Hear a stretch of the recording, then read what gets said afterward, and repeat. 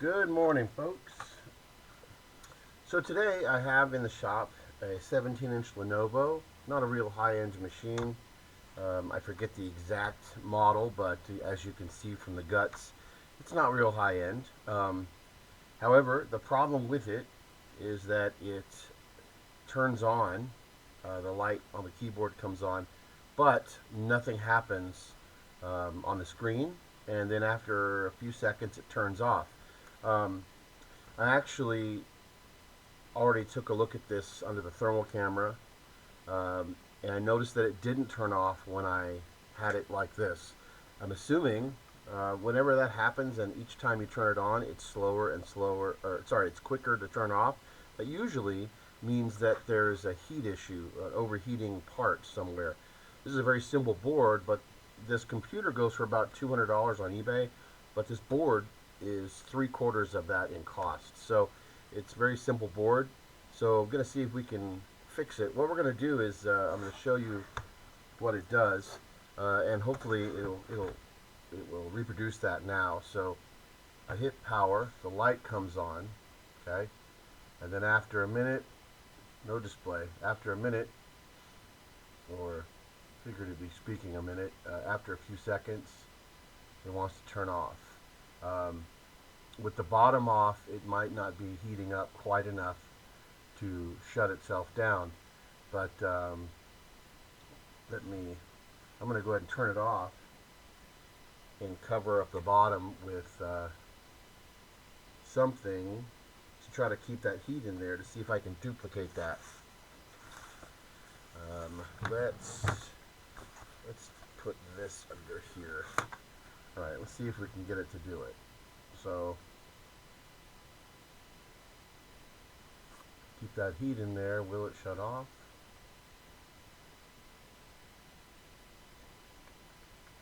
Yep. Okay, so that's the issue. When it does something like that, and then you free up the board into fresh air, and it doesn't heat up, or excuse me, it doesn't turn off from being overheated, then you got that. So what we're going to try is put it under the thermal camera, which, as you can see, is right here. And what we're going to do is see if we can get a heat signature somewhere. And then if we can, I'm going to pull the board out, and then we'll try it on the bench with just the power cord, the power button, power supply, battery, just to see what component is overheating. All right. So you're going to get heat anyway. Everything generates heat, but all right. So as you can see from the thermal camera, just keep an eye on that. Um, right here to here is the board here. Right here to here is the board. So the entire board virtually is in frame. There we go. Um, that all of that is reflection. So if I do that, let me see if I can actually get it out of a reflection.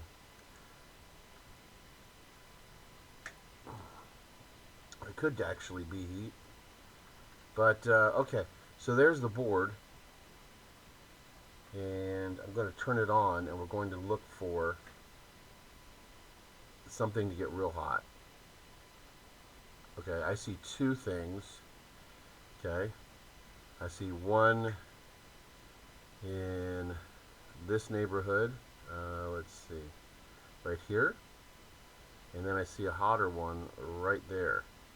So what is right there? There's a few items right there. Let's see. Few items that we can look at right there. Let's see if I redid my bench here, so things are kind of a little bit wonky at the moment. But let's see what we can see here. Alright, so the problem area was in this neighborhood right here. So I don't see anything that just absolutely screams at me. but it's worth a shot to try to locate. Oh, wait a minute.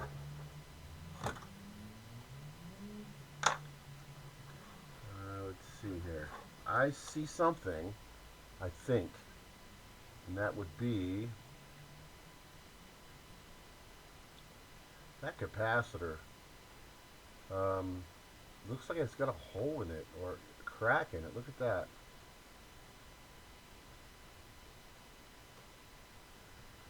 Uh, you know what? Let's go into diode mode in our computer's turning itself back on. So I'm going to take the battery, disconnect it. You always should disconnect all power when working on these. All right. All right. So if we have a short, then we should hear a beep if this is shorted out. Let's see.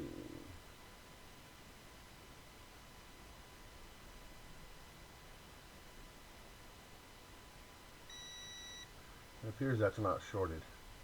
Okay. Kind of expected it to be. All right. What else do we have over here? I don't really see anything that screams out.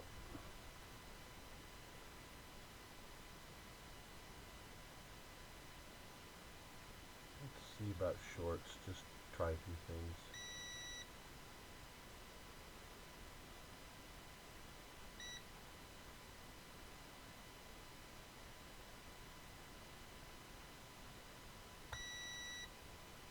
The only beeps we're actually getting are from the...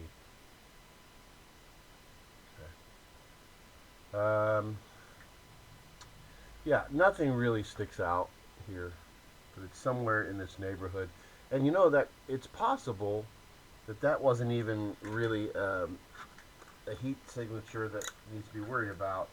But the fact is that it was it was pretty dramatic how quickly it heated up. So what I'm going to do is I'm going to pull the board out, like I said, and we're going to have a look with just the board on the bench, and we'll get the macro lens out, see if we can find the exact part. Stand by. Okay, so this particular model, it has to be turned on with the keyboard. So what I'm going to do is hook up the keyboard and the power supply, turn it on, and then hopefully it will stay on long enough for us to figure out where this heat is coming from. So that's what I'm going to try to do. Get this keyboard hooked back up. There we go. Alright, so there's that.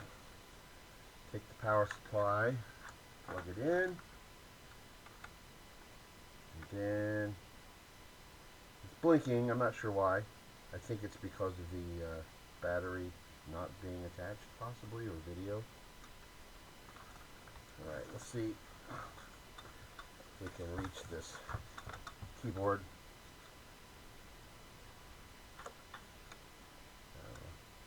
Right, there we go. Alright, it's on. Should it stay on? No. Well, is it still on? I can't even tell. I feel heat, so I think it's on. I'm going to put it right there. So, get this camera over here.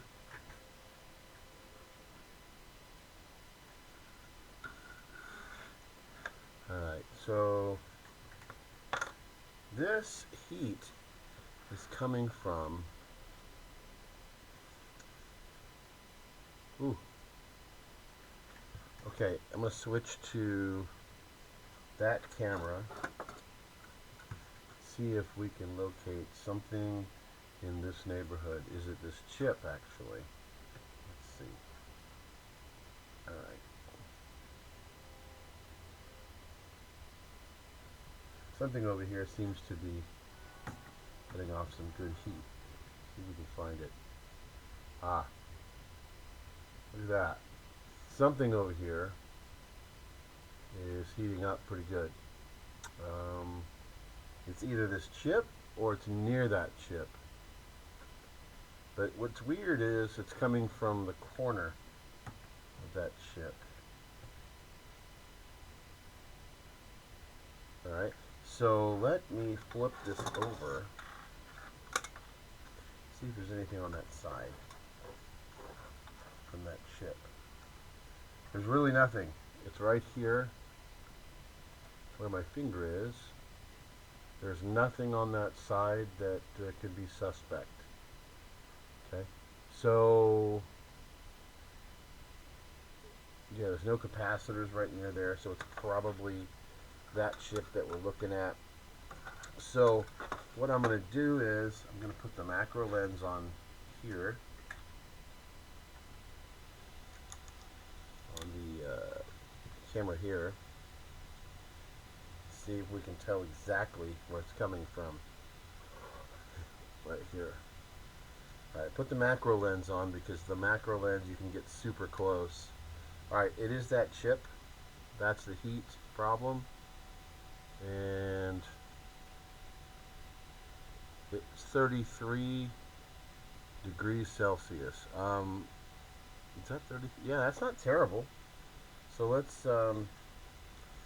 look a couple other places. Obviously, this machine was still on or is still on because I'm still getting heat.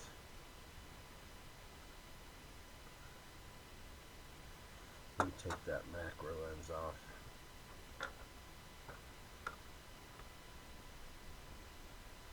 Alright, so that chip is overheating or getting hot. And then somewhere over here,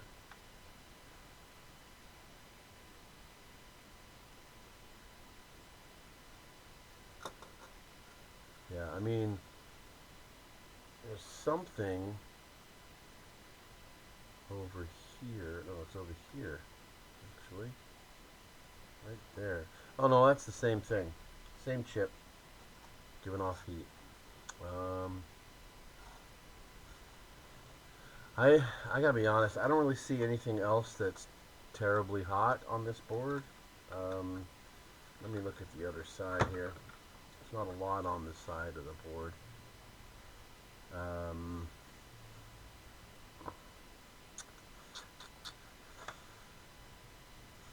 mean, there's a couple items over here. I'm not really feeling a lot of heat there. That's the only chip that is overheating. So what I'm going to do is I am going to reflow that chip just in case, you know, that can work sometimes. So we're going to, I'm going to put this back on here because we're going to go back to it in a minute. So the CPU temp heatsink is at 38 Celsius. Okay. Oh, excuse me. That's not that. It's over here. What is right there? It's a heatsink, though. Okay, so it's not that bad. The fan was kicking on like it's supposed to. Okay, right. So I am just going to see about doing a reflow on this chip here, and then we'll let it cool off, and then we'll try it again. You know, stranger things have happened. So let's go back to this.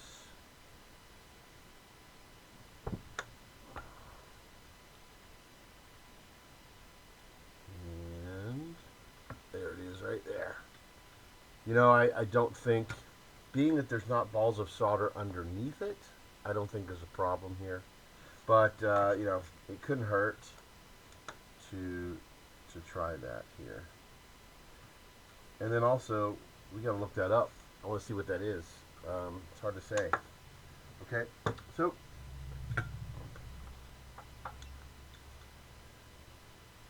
I had my heat gun on 12%. Gotta bring that up. So 480 Celsius, 30% airspeed. We'll leave it there, and we will reflow this chip. Once the solder looks like it is liquefied, that's when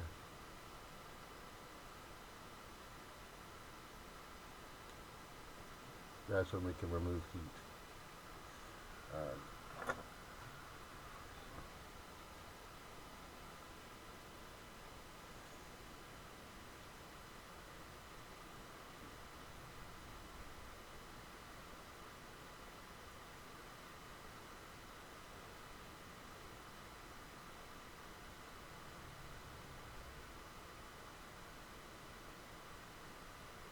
yeah. All right, it's liquid now.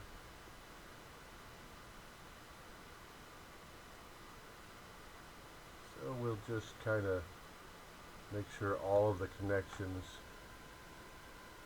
There you go. See how those turned that opaque? That was the solder drying up, so to speak.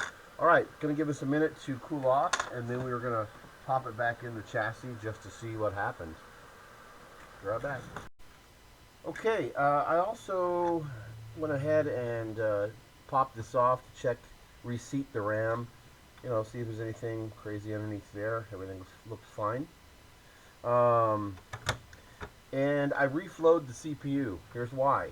The CPU, I believe, in this model, the CPU has the embedded graphics, meaning that the video chip is in there as well.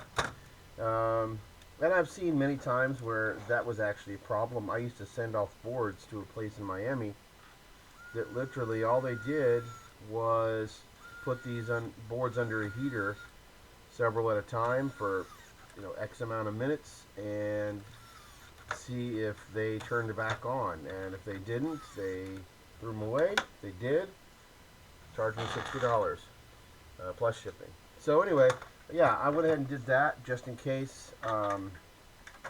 You might see back in the day, as in a couple months ago, where I took a heat gun, like a paint gun type thing, from Home Depot, and actually was able to revive using tin foil and a heat gun. I was able to revive a computer using this sort of procedure before I got the equipment that I have now, like the heat station and such. Alright, so I'm going to put the keyboard back in, and I'm going to hook the video back up, and then we'll plug it in, and maybe we will get video. If we don't, I don't know. If we don't get video, I don't know. I don't know if I want to fix it. Maybe. Maybe I'll replace this board. I mean, it's a pretty decent computer. Okay. We have power. Alright. So, let's see if we get anything on this screen.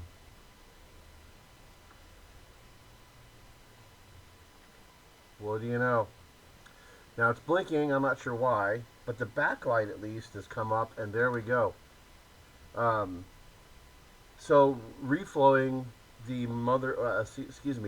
reflowing either the chip that was having heat issues or reflowing the CPU brought this back to life. Now, if I had to guess, it's going to be the CPU, 95% sure, because the video chip is there, etc.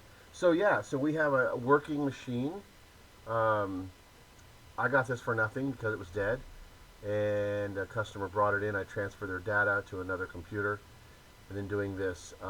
So this will sell for $200 on eBay, but if I sell it through my shop, I'll get another 30% probably out of that, because they are buying a warranty and getting my future support with it too. So I want to say I don't recommend reflow as a means of fixing things. However, it's kind of like a last ditch effort thing. If it works, awesome. I guess what I'm saying is, I wouldn't recommend thinking it will fix everything, but in this case, we have a working machine now. So there we go.